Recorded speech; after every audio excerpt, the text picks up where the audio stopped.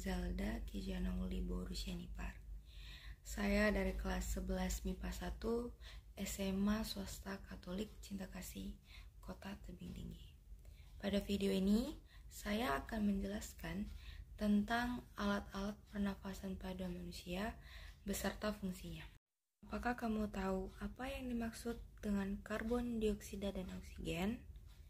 Oksigen berasal dari tumbuhan sebagai zat hasil sisa fotosintesis.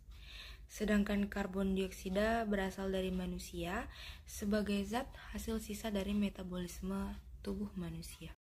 Manusia dan tumbuhan saling bekerja sama, di mana manusia membutuhkan oksigen untuk bernafas dan karbon dioksida juga dibutuhkan oleh tumbuhan untuk berfotosintesis.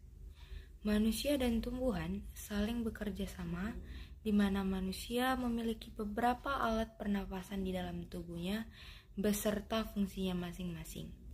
Oleh karena itu, saya mengajak teman-teman semua untuk belajar bersama mengenai alat pernafasan pada manusia beserta fungsinya.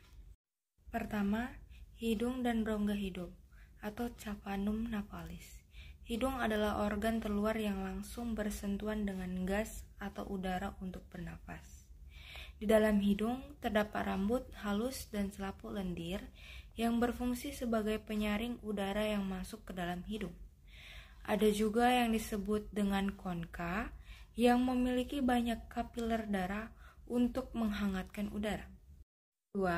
Faring atau tenggorokan. Faring merupakan saluran perpanjangan dari hidung yang berpangkal pada laring.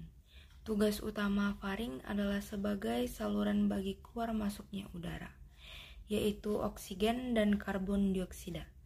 Peran-peran lainnya dari faring adalah sebagai saluran bagi makanan atau minuman untuk masuk ke dalam tubuh manusia.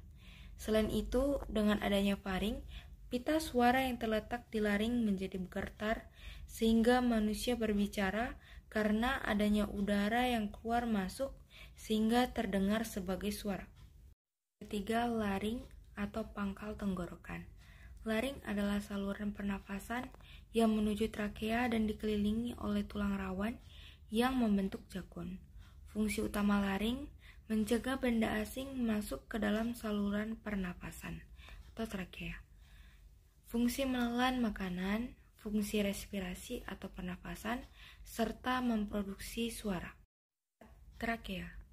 Trakea merupakan perpanjangan dari faring dan tersusun dari tulang rawan yang memanjang dari leher hingga rongga dada dengan panjang kurang lebih 10 cm. Trakea terdiri atas untayan cincin yang memanjang kurang lebih 16 hingga 12 cincin. Trakea dilapisi oleh selaput lendir serta sel-sel bersilia yang bertugas menahan kotoran dari udara hingga tidak menembus paru-paru. 5. Bronkus. Paru-paru dan trakea dihubungkan oleh bronkus. Bronkus terbagi menjadi dua, yang satu berada di paru-paru kanan dan satu lagi di paru-paru kiri. Struktur bronkus berupa tulang rawan dengan otot-otot halus akan bercambang lagi menjadi bagian kecil-kecil yang disebut bronchiolus, tidak tersusun atas tulang rawan dan berdinding tipis. Yang keenam, pulmo atau paru-paru. Fungsi paru-paru selain sebagai bagian dari sistem respirasi, juga memiliki fungsi dalam sistem ekskresi, yaitu mengeluarkan karbon dioksida sebagai hasil metabolisme dalam tubuh serta mengeluarkan uap air.